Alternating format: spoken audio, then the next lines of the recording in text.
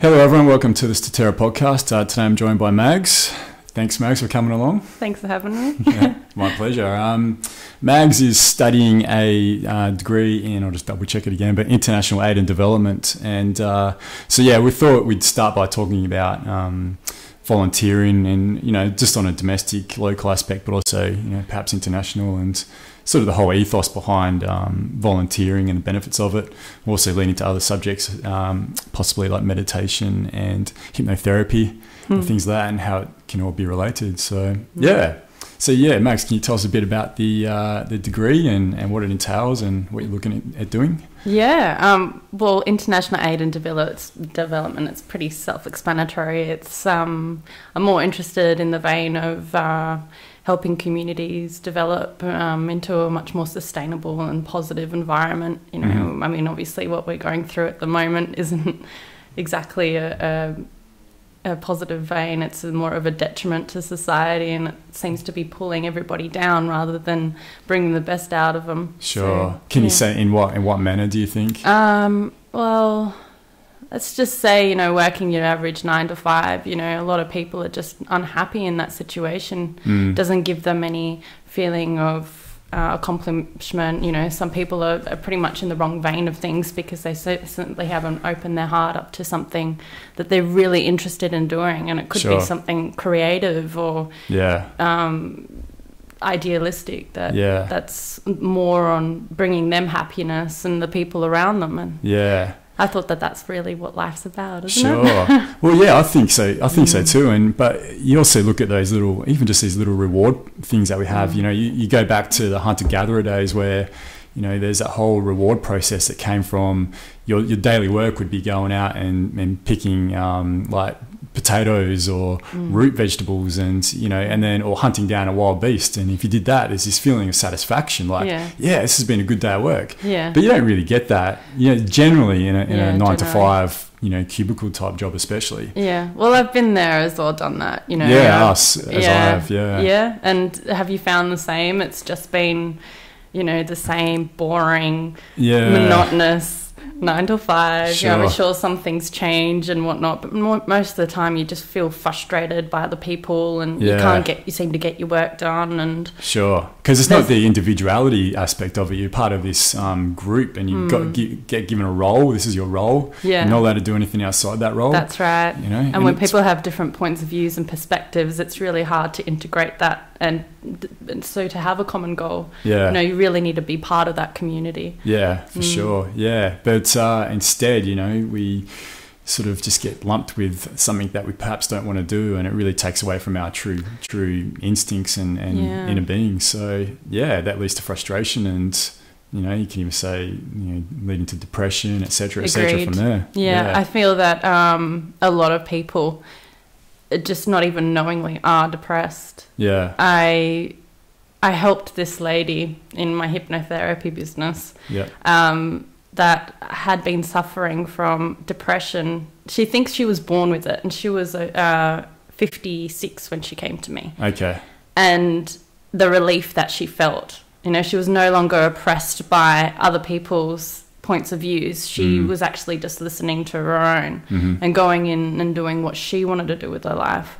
And just that whole perspective just completely lifted everything off her. And it's something that her parents were doing, and she obviously learnt from them. But we don't need to have the same bad habits or patterns. No. They're not ingrained in us. The generations have definitely changed, aren't they? Like my parents worked the same job my dad worked the same job for 40 odd years, and that just doesn't happen anymore. It doesn't need to, and you wouldn't want it to either. So I think it's really, I wouldn't say a pressing issue, but it's something that definitely needs to be looked at on a societal level, like leading just what we're intrinsically supposed to be doing. But we spoke about it before on this podcast about, you get put into a school and, you get educated a certain way, and then you have to go on to high school and then college, university, whatever it might be. And you come out and there's this great Alan Watts clip that I posted to, I think it was Philosophy Night or even my Statera podcast site, where you sort of like have this linear progression through life up through the workforce, and it might not necessarily be doing what you intrinsically want to do. It's maybe not be creative. You can't be creative. You can't be. You might be born just to be outdoors all the time, but it's not the way it goes. Yeah. And he was saying you really got to. Alan Watts had this great way of describing it. It's like play it like a guitar, like a fretboard on a guitar. Oh, right. So it moves. So you're moving back and forth constantly, and then just by doing that, you will sort of find your own inner being, your own interests, and you'll exert the energy that you want to exert and need to exert, which would bring sort of contentment and happiness. And it's so true. It just points out in such a simple way of putting it. Yeah, play it like a guitar. Yeah, it's so true. Yeah, make music out of life. Yeah. But it's so true. We are conditioned to believe and groomed in a way to believe a certain point of view and act on that point of view. I mean, myself inclusive, I was brought up Catholic, and although I find that Zen can be found in any religion, whether it's, in the book as well, or in a Bible, or just day to day in life, I just feel that there's so much to smile about. Yeah. And you can obtain so much peace in the small things, as well as just having a new understanding about life. Sure. And mainly I found that was the one thing that kept coming up when in my business, was that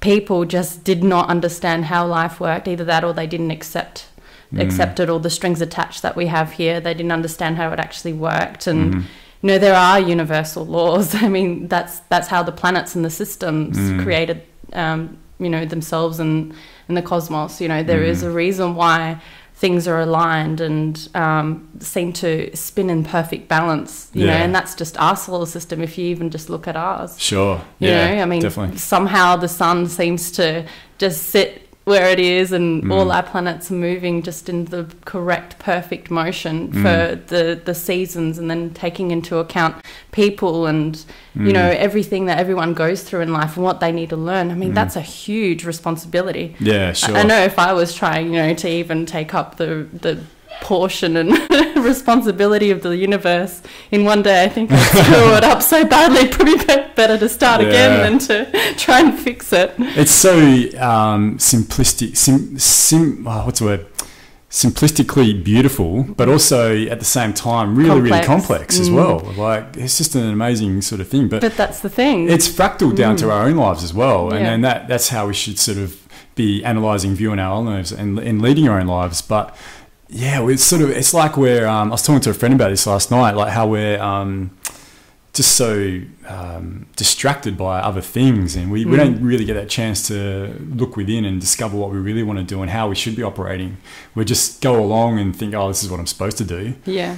And then you end up being like this lady, 50 years of age or whatever she was. And with so much baggage on your shoulders, you don't even know what to do with it. And what a waste of a life. Yeah, definitely. Especially if she's got that thought pattern that she's been depressed since she was born. I mean, that's highly untrue, I would have thought. Yeah, I would have as well. But I really don't think people are born into this world depressed. It doesn't work that way. Maybe. Or maybe it's a past life thing, if you believe in that. Yeah, you know? Possibly. I think it's everybody's. I mean, I suppose no life is...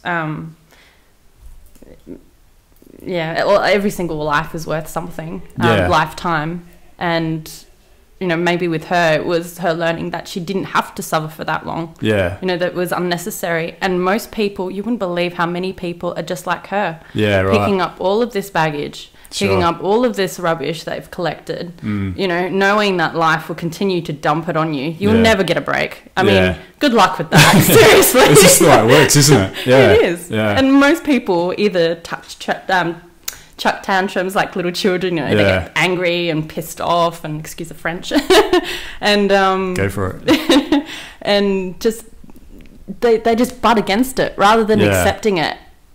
I mean, the reason why it does come is because it's making us a better person out of the other side. I mean, it's the resistance. We need to have that resistance to help better ourselves. And, you know, if we didn't have that resistance, we wouldn't be able to move, wouldn't be able to grow. Life does not reward people who do not move forward. You know, if you're sitting in the same thing and you're not following your heart, you know, obviously it means you need, you know, people fear change. And that's the biggest thing, because they don't understand that, oh, you know, I've got so much shit on my plate. But you know, it means I'm going to have to deal with this and deal with that, and I've got this issue, you know, whether it's depression or anxiety, or I'm not assertive enough, or I don't really know how to be in that situation. But You just got to chuck yourself in the deep end. Definitely. And you can guarantee generally 99% of the time, I find just from my experiences, that when you do chuck yourself in the deep end, take that big risk, it works out best. It really does work out best. How many times has it worked out as well when you've just stepped back and let life sort it out for you, rather than us trying to control every single tiny little piece of the puzzle, and we're racking our brains trying to think of a solution, and it just never comes. And that's because we're not, we somehow act as if we're smarter than the universe, or than life itself, you know, when it's been creating peace in the solar system its whole life, you know, with, again, coming back to the planets and the alignment and whatnot. You can't do a better job than life or the universe. I mean, you'd have to be pretty arrogant to believe that you were. It's basically perfect, isn't it? As perfect as we know, as we understand it. Yeah, I mean, just coming back around a little bit, I think, you know, with that change, also people don't want to have to face disappointment. And so they do all they can to prevent disappointment from, you know, being off. But I also think disappointment is a really key thing in progression and learning. And I know for myself, like I had... one of the best experiences I've had in my life when I was in New York back in 2011, and I got to meet Alex Gray. You know, that whole story, stumbled into art gallery and Alex Gray was there. But that led on from one of the greatest disappointments of my life. Like, I was supposed to be in New York at that time for a week with this woman that I'd met, and she was from Niagara Falls, and okay, cool, we're going to meet up in New York and have a great time. Turned out that she started seeing someone like a few weeks beforehand. So we're like, oh, no, we shouldn't do it, you know. And I was really, really disappointed. I was, you know, I've been really looking forward to it, you know. But I've been, you know, I was doing the America thing with Dutchie and, you know, a couple others, you know. So that was good as well. The New York was just for me and her. Anyway, we decided not to do it. And I was like, okay, I was really disappointed, but okay, I'll still go to New York anyway. Ended up meeting this other great girl who was like a former Orlando Magic basketball cheerleader, and just stunningly beautiful, awesome woman. Spent 2 weeks living with her there, and during that time also went to this art gallery that a friend of mine from Perth, actually Robert was, who did that, and went to another art gallery in that same building, and there's all this work from Alex Gray. And so that disappointment of my friend from Niagara Falls, not doing this is just what occurred, changed my whole trajectory of my travel pattern, which led to one of the greatest experiences of my life. And that's it, it's just how you see disappointment, and it's not how you deal with it. Well, it is, it's you know, life simply is about being graceful, you know, and how you receive and what you don't receive, and how you deal with that. I find that, you know, with regards to disappointment, it's always redirecting you onto something better. So it can't really ever be a disappointment. I think people have lost that trust, you know, that they've been hurt so much in their life that they've, you know, many people, even myself, you know, have been hurt so many times in situations by other people, you know, from stupid things and mistakes that I've done. But the whole point of that is to have more peace in your life, and to listen to life and go with that flow, because every time you move into that flow and you change yourself and grow from your mistakes and learn from that, you just create more and more peace in your life to a point where you have absolute bliss. It's like training yourself. Bliss. You train yourself for that peace and that contentment. Train, yes. It's more about, you know, taking a path and going with it. That's just running with it. And you can either go the path that society has dictated for you, or you can go the path less traveled. And the path less traveled is the one that the universe and life itself creates for you. That's your own individual path.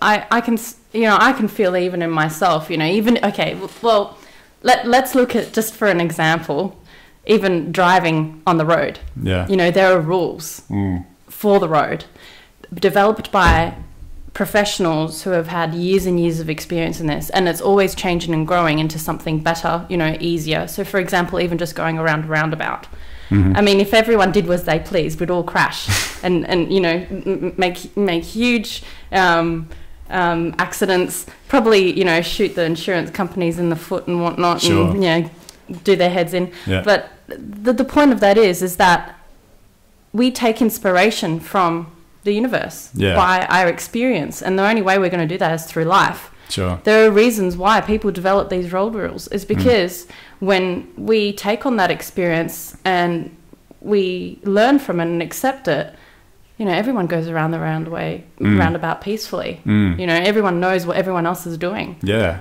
definitely. It kind of makes sense, doesn't it? It does, yeah. Learn from, you know, to actually... what was the phrase I used previously? Oh, I said this to my friend actually just a couple of days ago. Okay. It'll come to me later anyway. Yeah, that's cool. Yeah, I think we definitely need some sort of pattern to follow, but it's really about looking within to discover where that direction you need to go is, and it's only by looking within that you get that. You can, you know, use sources and read things and watch things and listen to things, and that definitely helps as well. But you need to follow your own path, because, like I said, the universe really does give you your own path for that, and then that's once you start living that authentic self, that authentic life, that's when things like synchronicity really start occurring. And your life just continues to get better and better and better from that. And it's not to say that, like, once you reach that point that you don't have to work anymore. If you reach some period of contentment, or like dubious to use the word enlightenment, some sort of form of enlightenment, it doesn't mean that everything's just rosy now and everything bad that's going to happen to you you know, it doesn't mean anything, because it still does, but it's just you still have to work and deal with it, and then let it move on, or do whatever you need to do with it, and then you move forward again. You can, you know, go on I from there. completely agree with you. It's funny that actually it's you know, if people have more knowledge and experience in something, I mean, if you can see that they're wise, wouldn't it be smart to listen? Yeah, sure. I mean, doesn't that make sense? Yeah, definitely. Yeah, definitely listen, but I don't think you'd have to necessarily agree with everything they say or take everything on board. Yeah. No, I mean, just to listen to something. At least I'm talking about their story. Sure. Listen to their story. I mean, you could get something out of that. Yeah, no doubt about it. Yeah.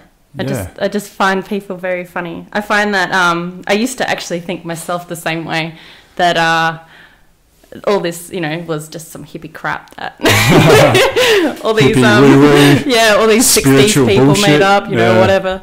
But I just decided that, you know, I'm going to stop judging and actually just try something different. Mags, that is spot on. When you can stop judging people and judging their beliefs and their thought patterns and just be open to it, that causes a massive shift within yourself. Yeah. Really, really does. Yeah. And I think volunteering actually gives you that wake-up call that you need. Yeah. I remember when I was actually 10 and I did the 48-hour famine like many of us would do. Yeah. And for me it was, you know, I've always been a helper. I've always wanted to help other people. And you know, I would watch, you know, how those commercials would come up, you know, of these kids in Africa, and my mum would say, oh, you know, those companies don't give them much money and whatnot, they hardly get anything, or, you know, it's mostly self-funded in the sense that the people at the top probably get more than the people that actually really need it. It's a fair whack that you know, goes to those organisations. I thought, stuff it, I'm going to actually try it. Yeah. How would I know if I haven't actually experienced it? How can I possibly judge it? Sure. And, you know, for lots of my friends, oh, you know, that's not cool, you know, you know, how kids can be. And why would you want to do that? It's such a waste of time. And, you know,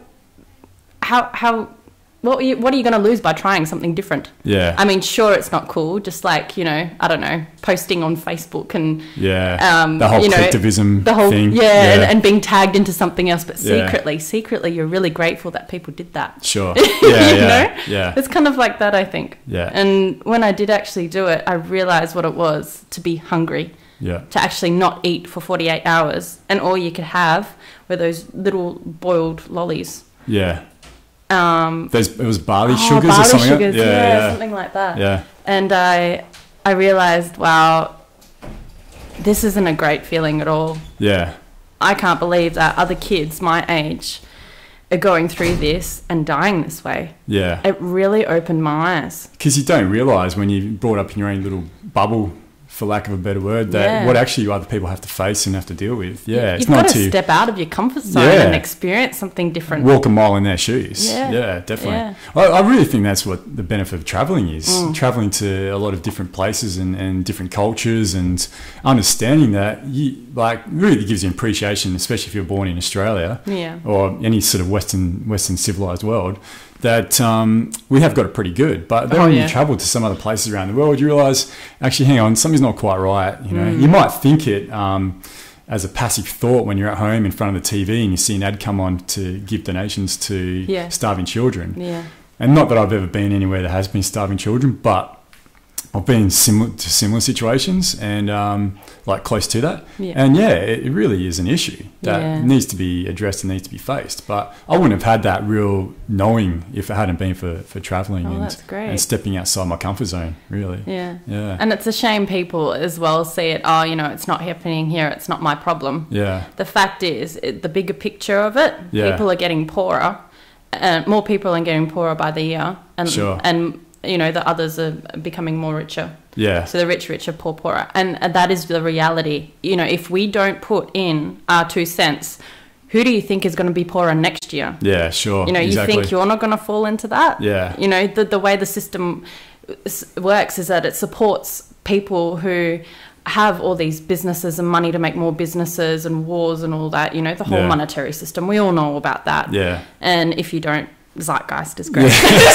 But, if you don't know the real story, I'm sure most of you watching this at the moment know, but check out Zeitgeist if you're unsure. That's another eye-opener. It really spells it out, doesn't it? Definitely. Again, take it with a grain of salt and you have to make up your own mind about it, but it really...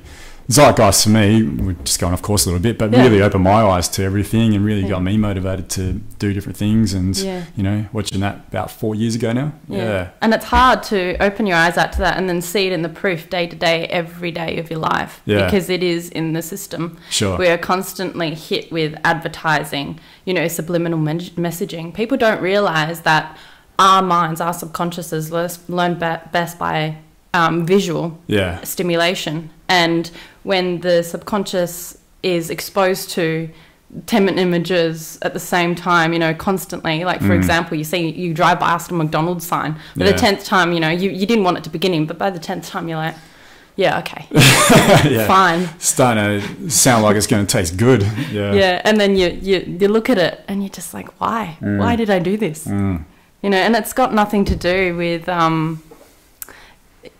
it does have a lot to do with your values and whatnot, or whether you want to go in that direction or not. But it's sometimes that that what we are exposed to, sometimes we don't have control over that because we aren't always aware 100% of the time. Yeah. And this is where companies and their advertising can slip into your subconscious if you're not careful. Sure. And you are then sucked into that. Yeah, definitely. It's really hard not to be. Yeah. I honestly think I have been in the past when, but the thing is, what choice or what chance do you have when you're young? Unless you've got parents that can really warn you about this, and, which my parents probably weren't educated enough or outside themselves enough to do that. And a lot of children's parents aren't. Yeah. But I was caught up in all that shit, watching the news and watching bullshit TV and eating, not that I ate too much in the way of fast food until often. Competition, the whole materialistic thing, all for yourself. Exactly. It never gets you anywhere. That whole, when I was like in my early 20s, I was like, okay, by the time I'm 30, I'm going to have like a BMW. I'm going to have like 3 investment properties, and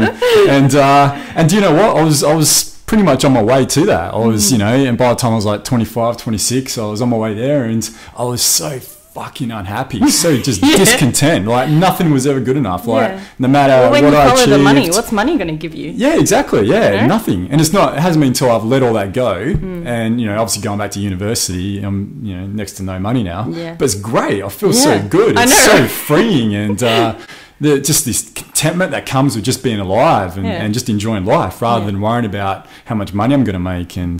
But that's the way that society perpetuates itself. Is by we need like a majority of people to be doing that, to constantly want to be striving for money and capital and taking out credits and things like this to buy shit they don't need. Yeah. And that's the way society really perpetuates itself. I really look at society as like this organism that needs us like feeding it. Like I don't want to use the word cancer cell, but it's a little bit similar, you know, just to... No offense. Yeah, anyone that's battling, you know, that horrible disease. But, yeah, it's like... No, I understand exactly what you know what I mean. Though. It's like it feeds off our society the way it's structured at the moment. There's some great parts of society as well, don't get me wrong. There's some absolutely fantastic things with society that we get a lot of benefits from, but there's also some really bad things that don't need to be there. They just don't need to be there, and that is feeding off our unhappiness and discontentment. You know? I agree with you. Yeah. You know, it's not saying money is a bad thing. It's just the way that it's used. And the money itself, I mean, if you look at it, you know, Australians with us, we have plastic money. You know, over in other parts of the world, they have paper. Yeah. That is not going to nourish your soul. No, exactly. Really, you're not going to lick it and then find that you've got some magical bit of life in yourself. You know, that's going to make you happy. Angels come down and there's harps and... Yeah, it doesn't work that way, does it? No. Yeah. You can have your bit of heaven, though. But the only way to get that is actually to follow your own path. Yeah, that's more of a foolproof way and a more permanent way. I think money can give you that short-term thing. Like, you know, I remember when I had my first really good paycheck. I still don't think that it's the same, to be honest. It's not the same. It's like, let's use the analogy, it's like masturbation versus sex, really. It's just this quick, okay, yeah, cool. Where sex is definitely more meaningful and more long, like this... It might not necessarily be long lasting, depends who you're with, but it's deeper. Let's say that it's deeper. What are you getting at there? I'm joking. No, I understand. Yeah, no, I agree too. I don't know what to say. Did I throw you off, Mags? No, not really. Did the sex talk throw you off? Not really. No. Actually, there's another most amazing thing about this whole sexual experience, but that's another story, I think, for another day. Is that for someone another podcast? Else. Maybe. Okay. I don't know. Sure. Yeah. All right. I don't know. We'll look at that then. Yeah. No, that's where my mind was going. Not like that, but I can't put my foot in it now. But should we try and get back on course? The point is that the normal culture of what we're in now is dry. You know, paper, you know, money is dry. You know, plastic will not feed your soul. And it's there's a lot to learn from being just able to be uncomfortable in a sense, learning to feel good in limbo. Sure. Because in that situation, life is spontaneous. You know, when you go the opposite of what the norm is. It's very up and down. You don't know what's going on. Yes, it is scary. You know, at times if you're controlling and you always want to control everything, you know, then it is scary because you can't control anything. But not that you can in life anyway. I mean, it's life. Sure. You know. Yeah. You can't control life. You can control yourself and how you respond to what life throws on you. But ultimately, you can't control how the planets move around the bloody sun, for God's sakes, you know. We are only 6% here. Sure. So it stands to reason that it's fractal. I don't know if I necessarily agree that we can't control aspects of our life. I think there's definitely parts of our life that is put upon us, and you know, someone might do something to, or earthquake hits, or whatever it might be, you know, something. But there are definitely elements of your life that you can control. Yeah. So, but going back to what you were saying about being comfortable and it doesn't allow us to really stretch ourselves and be out of that. You know, it's not living in sort of like in an element of discomfort really allows us to be introspective and also try and look at what's going on exterior to us as well. But when you live in a world of comfort, when everything is dictated to you and is really, really easy for you, you can't really get anything out of it. We all know, like, we've heard, I don't know too many of them, but those stories of rich kids who are just absolute fuck-ups. You know, it's quite true. And actually, I watched this really good documentary once about, it was one of the sons of Johnson & Johnson or something like that. Okay. Just uber wealthy, uber wealthy. And he did a documentary about all the rest of the rich kids that he grew up with, you know, and living in the Hamptons and parties. And I mean, this is a documentary, so they might have put some creative license to it. But these kids were fucked up. Just had no idea. Well, life is fun. I mean, it's great, you know, but with the kids, you know, growing up, you know, we're exposed to thinking that drinking and smoking And all of those are just great habits, you know. I mean, they give you that little zest of life, you know, or just having sex with randoms of how many people. Most people, I don't know, but I think I have a lot of people think that I've had an easy life and therefore I can go on talking about how, you know, maybe I had a good childhood and I had nothing of that. If anything, it was the opposite. Yeah. You know, and I've still come out of it and really well. And just that feeling is a good feeling though, as well. It's just amazing. Yeah. I have that bliss, and I don't know many people that have that. No. And drugs and alcohol and all of that cannot give you that. No. It cannot compare to that. Sure. There is a drug that will give you the most amazing feeling in life. It doesn't matter what you do, you're always going to be happy. That, you know, whatever you attract is always, you know, always, but a lot of the things is positive. You can then create the same reflection back and have that same feeling come back to you. I mean, you're constantly, you know, feeling this amazing, wonderful sense of just absolute happiness. Well, because the world that faces you really is just a reflection of your consciousness and your, you know, just that whole thing. If you're feeling in a good mood and you walk along the street and you think everyone's really happy and but if you're like really in a shitty mood, you know, you're angry at this same dude for doing something he's doing exactly in another circumstance, and it's really a perspective thing. And if you can get yourself to a point where you're content within, it really does project on the outside world. Yeah, and then come back to you as well after that. I mean, this drug isn't anything physical. Yeah, sure. It is metaphysical. Yeah. It is just bliss. And the only way you get to that point, and you don't need anything else in your life besides this feeling, and that is heaven. Yeah. It is heaven. Yeah. Like, it's your little taste of heaven. Sure. But it sits in with you for the rest of your life. Yeah. Once you grow and change and be the person that life sees in you, you know, that you can become, and be that peace within yourself. After that, I mean, everything is just so easy. You can have so much shit dumped on your front door, and it's like water off a duck's back. It's, you know, I mean, sure, it affects you. We're still human. Yeah. But bouncing back from it is like nothing. Sure. Yeah, definitely. Yeah. You know? But you have to put the work in too, though, Mags. I think you also to begin with, you do. Yeah. Yeah, but even still, like, you know, things just don't affect you as much anymore. Yeah. You know, like, for me, it's just like, I didn't exactly come out of a really positive experience in the last couple of weeks, as we both know.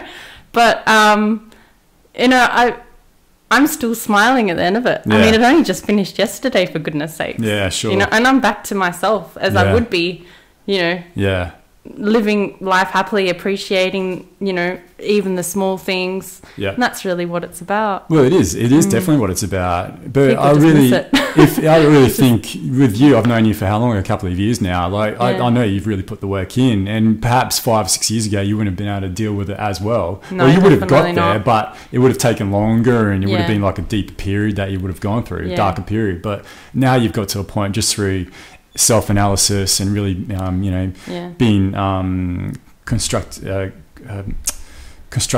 critical of yourself and taking on board what other people say and listen to their experiences, that you can now see it for what it really is. Yeah. And that is that, you know, the world is pretty fucking fantastic. The universe is fantastic. And it's whether you decide that it's a shitty experience or whether you decide it's a positive and a great experience, you know. Oh, don't get me wrong, even in this this happy state, you still, you know, this world isn't exactly right. The bomb. Yeah, definitely. You're never going to have like this real 100% bliss state. That just doesn't work in our world. You know? It's not the way our universe is constructed. I don't think, but it's certainly, like I said, you get your taste of it and you hold on to that.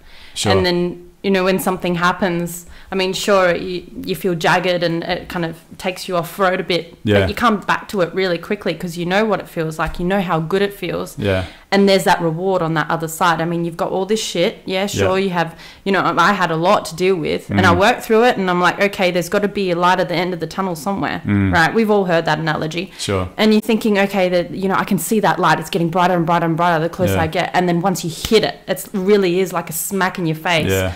And everything just changes. Yeah, definitely. And then you're just like, you are in heaven. Yeah. You know? Sure. You just are. That is a bit of a strong word, though, I have to say. It is a strong word. Maybe your own personal heaven state rather than like a that's what I mean. Term of heaven. Yeah. No. That's what I mean. Like, you don't die or something like that. Yeah.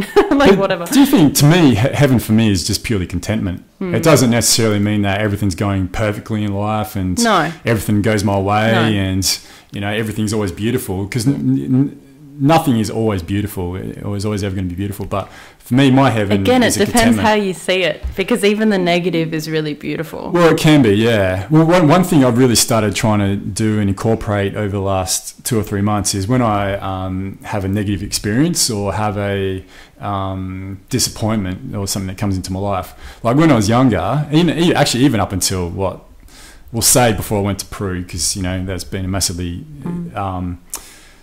life-changing educational experience. But I'd just get angry if something didn't go my way, and I was someone let me down. I'd be like, fuck, you know.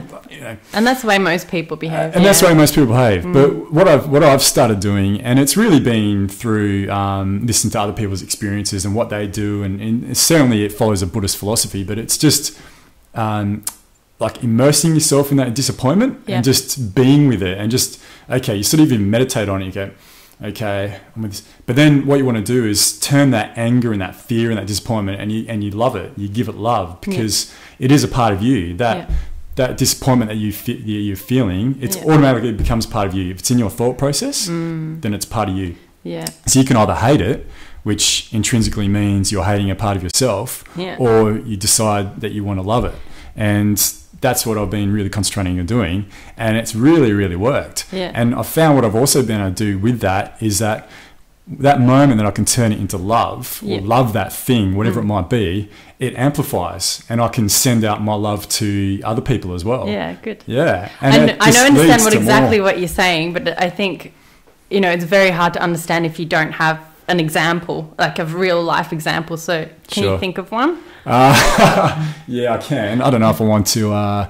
No, fuck it. All right, I'll tell you what it is. So, yeah, there's this girl, of course. Usually, there's and as it always is. Yeah, or guy. It's the whole thing. But we're close friends, and all that, have been for a while, and we'd gotten a little bit closer over a period of time. This is sort of late, and we went to the beach one day, and then we got back to her place, and we just had a bit of a kiss. There's always like this sexual tension between us, but we just thought, we'll kiss and see. And it was a good kiss, and then that was it. We just kissed, and we're all a bit giddy like kids, and then okay, I better get going now. And then we caught up again about 3 or 4 days later, and we were just sitting on her front lawn, and I just wanted to see if it was real or what was going on between us. So I went to kiss her again, but she just was like, no, I don't, And I was like, okay, like I immediately understood as well, but there's also this real disappointment from it as well. And I was like, okay, Adrian, what are you going to do now? And I was like, you've got to do something different to what you have done in the past. So instead of getting upset or angry, not that I'd start getting violent or yelling or carrying on, but I'd go really within and just be like, I sort of just laid down on the lawn, and she was just sitting next to me, and I think she just had a hand on my stomach or whatever. And I was like, okay, I'm going to be with this disappointment. I'm just going to breathe, and I'm going to be with it. And I'm going to, okay.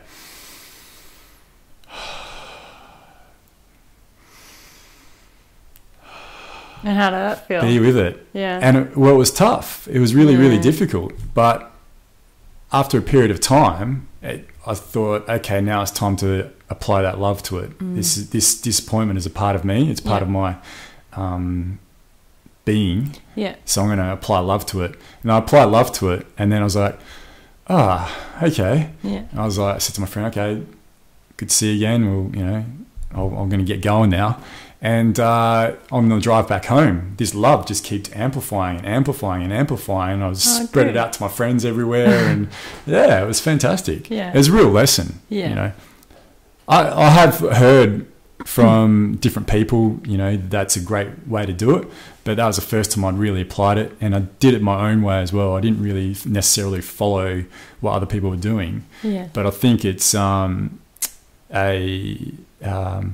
it's just a great, you just need to really find out your own way to do it. Yeah. And I think because of that as well, because I handled it that way, I mean, her and I are still really good friends. We're still really close, give each other big hugs and big kisses. And she's someone I find really special to me. But we're not meant to be together, and that's fine. Yeah. But in the past, if I'd have got like upset, got angry, you know, that might have been into the friendship. I would have been like, oh, fuck you, I don't want to be around you anyway, or whatever.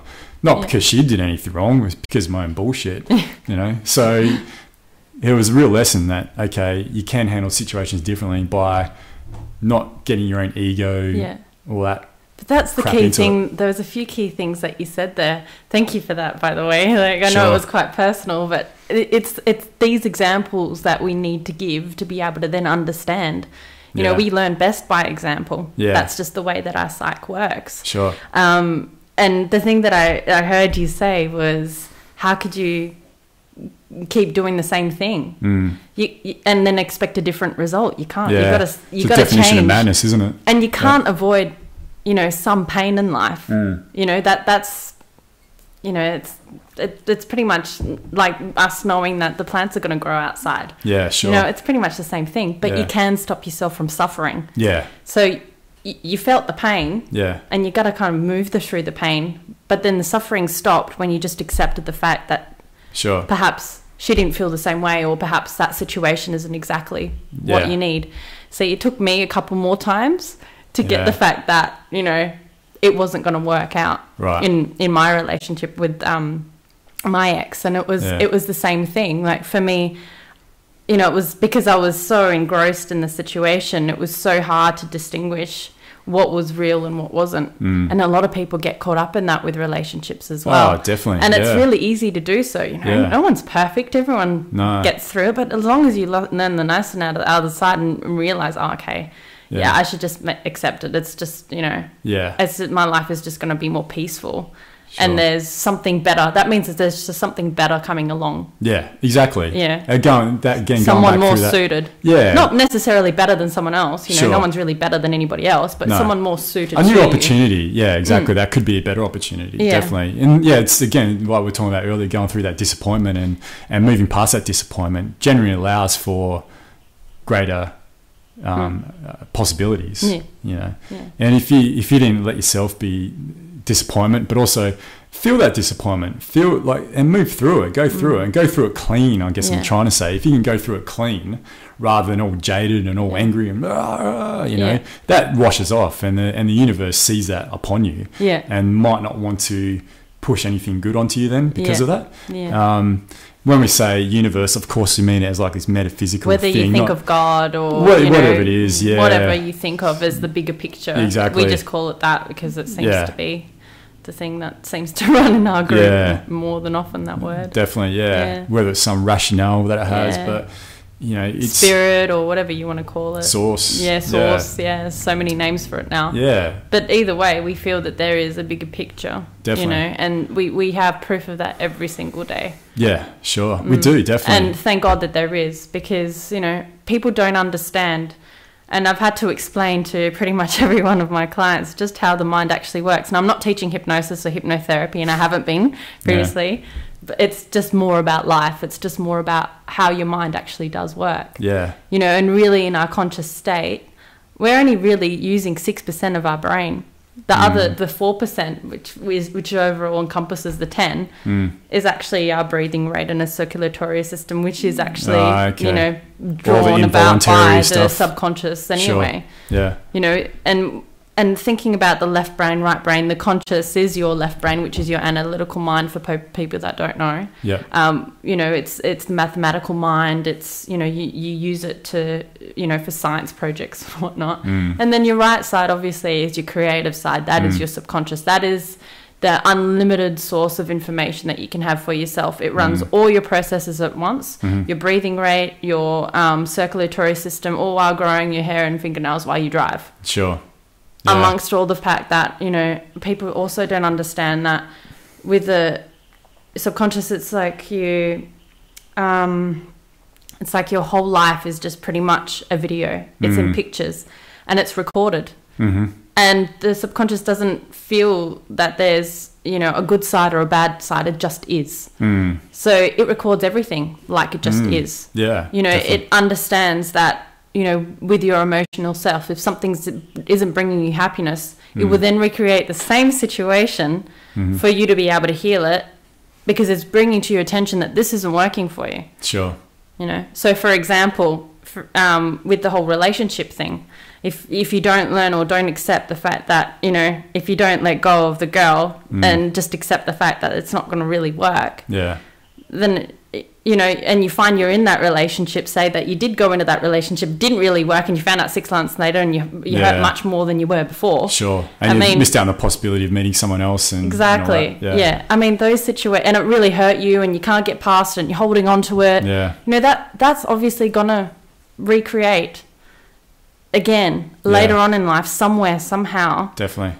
And the way that you'll be able to distinguish it is this feeling, the emotion that comes with it. So, you know, feeling betrayed and feeling stabbed in the back by life or something like that. And, you know, those feelings you'll be able to see. So, you know, the best way of actually knowing where to start with yourself, because most question people ask is how, you know, how do you fix yourself? How do you sit in that moment? How do you fix your pain? What do I do? What do I do? How do you do it? Write down how you feel and then go back in your life and go, okay, when was, you know, how have I felt in that? What situation have I felt that in? And then go retrace it back into the start and say, okay, well, where did this first happen? Because that's what the subconscious is trying to get you to understand, that you need to let that go and heal that in whatever way, whether you do it, you know, just by writing it out and burning a piece of paper, or you go do Reiki or hypnotherapy, or, you know, decent weight session or whatever it is, or yoga or however you deal with it. Go for a run or something like that is just as simple, or meditate on it, you know, however you deal with your life in positive way, not by drinking or by smoking. That's not ever going to get you anyway. That's just, you know, obviously that seems to be the default position of society though, doesn't it? Drugs and alcohol. It's just putting that's the thing, like, people just put things in the back of their mind and they think that it's not going to come back to haunt them, as if, come on, man. It's so let's open up to reality. But it's so fucked up, Max, because, you know, especially when you look at nicotine and alcohol, like just alcohol, which is widely available to anyone that's over 18, and generally if you're under 18 as well, that's so socially acceptable and so accepted by the government that, okay, whatever people, you can use this. If you get whatever fucked up problem you have in your life, even if you've got like a good period in your life, whatever, if you're really fucked up, you can still go and have all these alcohol, and you can go still have all this nicotine, which there is the argument that we should still have that choice. And if people want to smoke and drink, then they should be given that right. Well, it's fun, right? I mean, it can be fun. I can't say that it's not. Exactly. Like, I've done it as well. I'm not. But if you're in a good place in your life, then it is really enjoyable. I love having a drink. I love having, a smoke, and it's great. But not to the point of oblivion where you're throwing up and you're so dizzy that you can't handle your own self. But also not to the point where you're just masking shit that you need to deal with. You know, like you said, you can look at different things like meditation, yoga, running, weights, whatever it might be. But we whatever can't. You can deal with it consciously. So whatever actually is, remember that the subconscious learns best and heals best by pictures. So whether you draw a picture and you burn it, or, you know, you do something that actually gives you that kind of visual stimulation, it just able then to release that emotion attached with it. Well, then Mags can also bring in the element of psychedelics. That's why I really, really think they have such a benefit, because they do all that. There actually is a report on that now too, that it actually heals anxiety and depression. Oh, yeah. They're doing studies, MAPS over in America. They're doing studies with people who suffer from PTSD, post-traumatic stress disorder, and they're, you know, using MDMA and psilocybin, which is a naturally occurring compound in mushrooms. DMT as well, which is in ayahuasca. They're smoking it as just a pure compound. Cacao, things like that. Well, cacao, thankfully, that's legal, but all these other tools that we have and that's been given to us by this very earth, we're not allowed to use, which ultimately do help us in our working through issues and working through the things that have been the government can't make money on people that are self developed and, you know, open-minded. That's the thing. Like, we are no longer drawn to the materialistic viewpoints of life, you know, so, you know, we understand that it's not the cars and not the family. I mean, not the furniture. It's the family that's important. Yeah, exactly. You know, you can't take your furniture with you when you die. Sure. But you can take the memories you have with your family. And that's it, you know, that's the pictures that you create. So whatever pictures you want in your life, make them the reality. And that's what you'll have with you. And then at the end of your life, You can have a better life yeah. by remembering all the wonderful things that you did. Exactly right. All those amazing experiences. Yeah, rather than having all that baggage to drag you down. That's why some people are so senile when they're older. Yeah. And other people are just really happy. Really old and angry and, you know, really grumpy. Yeah. That whole grumpy old man and grumpy old woman. That's so true. I think they've just said their life living in a set sort of box, and they get to this point in their life where like, I really haven't done what I wanted to do in my life. I've still got this debt from this fucking house that I don't need, or whatever it might be. You know, and they haven't, because they've taken all this baggage on board, they haven't allowed them to experience. Yeah, and that's really what life is about. It's experience. It's not getting yourself so trapped within this little comfort bubble that society wants to put us in. Yeah, it's expanding out upon that and experiencing what society has on a whole. And some people are addicted to that. They're addicted to that pain and the suffering and whatnot in that circle. But, you know, sometimes pain can feel good too. Yeah. As screwed up as that sounds, it does. Like, for example, when you're having sex and, you know, you get a bit of that pain, it still feels good. Yeah, sure. Yeah.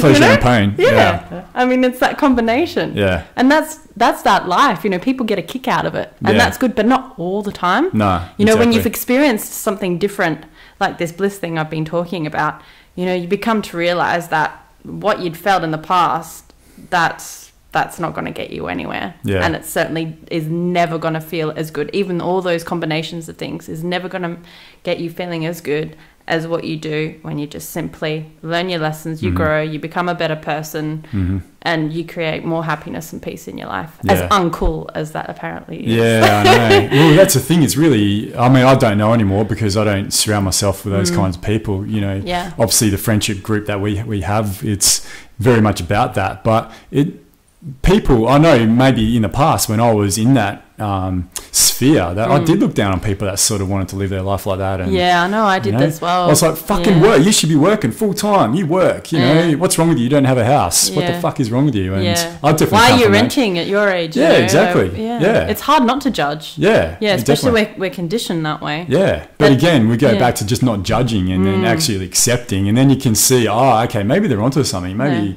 that person actually seems really happy. Yeah. They seem actually really content with life. Yeah, exactly. I wonder what they're doing that I'm not. Because, and that's it. And I found the same exactly. You know, even in high school, you know, I've been in the mining industry as well. Yeah. So, you know, I'm not going to name the places, but I can say that the culture, you know, is very debilitating. You know, everyone, you know, it's not that. It just doesn't work. Yeah. You know, I mean, it is uncool to be happy. Yeah. You know, I was in there, I was smiling every day, and people just wanted to drag me down because they couldn't handle how positive and happy I was. Sure. Doesn't that sound completely ridiculous? Yeah, definitely. I mean, I had people bitching behind my back. I had people putting me down, and that happens at work, in life, everywhere. And it's like the shiner you are, or the shiner light or brightness that you have, the more shit you attract as well. And you just got to learn how to deflect it. I don't know. I disagree with that. That hasn't been my experience, at least, anyway. Maybe it has. Maybe people have been talking behind my back. And but maybe you're not aware of it. Well, maybe. Yeah. I don't think so, though. I really think it's the way my life has progressed in the last 2 or 3 years. It's actually opened myself up to be... people feel easier around me and more accommodating around me and happier to be around me as well. Yeah. Even if they come from a shitty point, you know, but again, maybe I'm just oblivious to it. But also, I don't give a fuck if people want to be upset with me or you know, be pissed off with me because I'm living my life a certain way. You know, I've gone back to uni and, you know, whatever, doing all these great things, traveling around the world. Then fuck it. That's their problem. Yeah. I really, really, really, really couldn't give a shit what anyone else thought about it. Yeah. But I think in that as well, also lends to people being more accepting of you. So I don't know, Mags. I think it's a different experience as well for women, because women are extremely nurturing to naturally. You know, for me, when someone's suffering, I automatically want to go and help them. You know, even if it's none of my business, even though they have been bitching behind my back and all that, it's hard not to connect and feel that. Yeah. I don't really care. I just feel sorry for them. Yeah, sure. Because I know that what I have is awesome. I just want everyone to feel that way. I don't know whether that's controlling or not, but, you know, I know that I have to let go. Yeah. And, you know, and I do, and let people experience their own experience. Definitely. You can't enforce it on them. No. You can just do what you're doing, live your Be life, the example. and then help bring them up with you. Yeah. But they'll only do that on their own. They won't do it with, you know, anyone else saying, this is what you've got to do. Do it. Yeah. It doesn't work that way. No, it doesn't. Yeah. Well, there you go. Cool. How are we going for time? Oh, we're almost at the hour mark. What do you reckon, Mags? I think we might wrap it up there. Yeah, just one last thing. Yeah. I just wanted to say that every act of kindness that you do just keeps the darkness at bay. Sure. I know that came from Lord of the Rings, but it's so goddamn true. Does it? It's so true. Okay. And really, I mean, it's not because a wizard with a long beard said it, you know, whatever. Yeah. It's not that it makes it cooler or not cool or whatever, but it's actually the truth. If you try it, you'll notice that. And the life around you, that's where the whole volunteering and everything else ties into it. Yeah. If you've got depression, you've got anxieties, you've got things in life, you're not happy in your life, start with that. Yeah, definitely.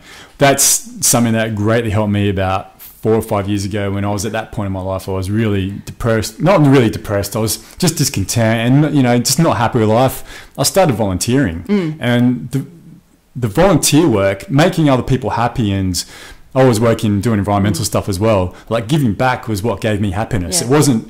You can't rely on that though. You can't rely on other people's happiness to make you happy. But yeah. Yeah. Well.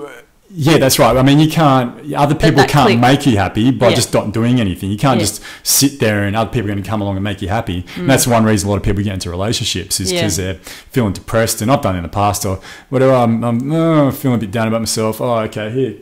Come here, make me happy. And then it lasts for like 2 months and then you're back to being where you were. Yeah. But it's when you really start giving of yourself and taking yourself out of your comfort zone again even and putting back to the universe, let's say the universe again, then that universe really does repay you. Yeah. It really does repay you. You spoke a bit before we started about the pay it forward principle as well. And that definitely works. It definitely does, yeah. You know, and then you need to do that. But I think what you need to do, you need to start by either doing it within as well, or I did it a little bit different. I did it without. So I was doing volunteering and things like that. Then I'd be like, oh, okay, if I can apply those same principles to what I'm doing to my outward world, why don't I do it to my inward world? Yeah, and that's what I started doing. That's the click. Exactly, yeah. Geez, I hope we're not making it sound like we're two perfect people here, Mags. We're certainly not. I make mistakes all the time. Yeah, I am still learning. I mean, recently I just made a big one and I've learnt from that. Sure.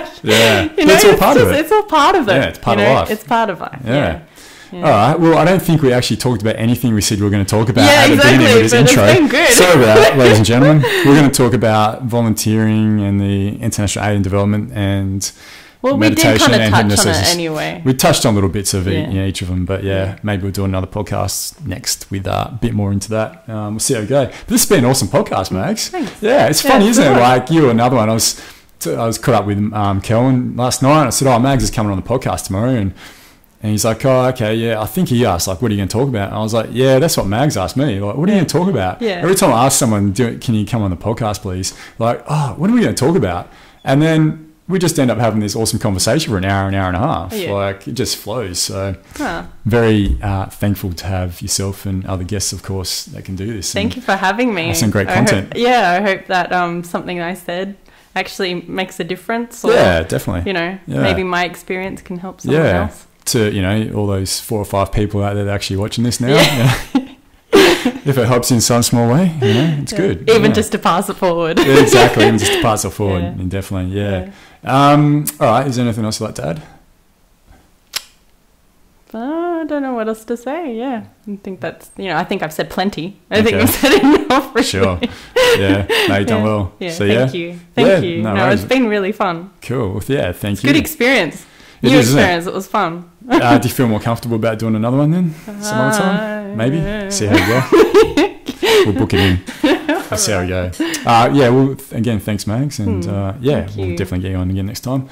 Thanks, everyone. And I've now got the Statera podcast uploaded onto iTunes. So if you want to download it onto your phone or computer or other such device, then you can do that now and listen to it as an MP3. So great for you while you're in the car or doing whatever, going for a run. If you want to listen to my dulcet tones or doing whatever.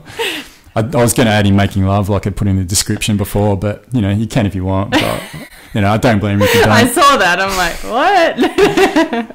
It was tongue in cheek. Hopefully everyone understood that. Just put I'm sure they did. What's behind it, Yeah, exactly. Yeah, sell a million records. Really get into it. But thanks everyone for your support. And we managed to get Statera podcast up to the new and noteworthy section of iTunes in the philosophy section. So that was pretty good. It was like number 3 or something like that. So I was pretty happy with that. Number 4, somewhere around there. But let's keep working. Let's get it higher. Let's get into the new and noteworthy of iTunes overall. That'd be fantastic. Thanks again, everyone, for your support, and I hope you enjoyed the episode, and we'll see you next time. Bye.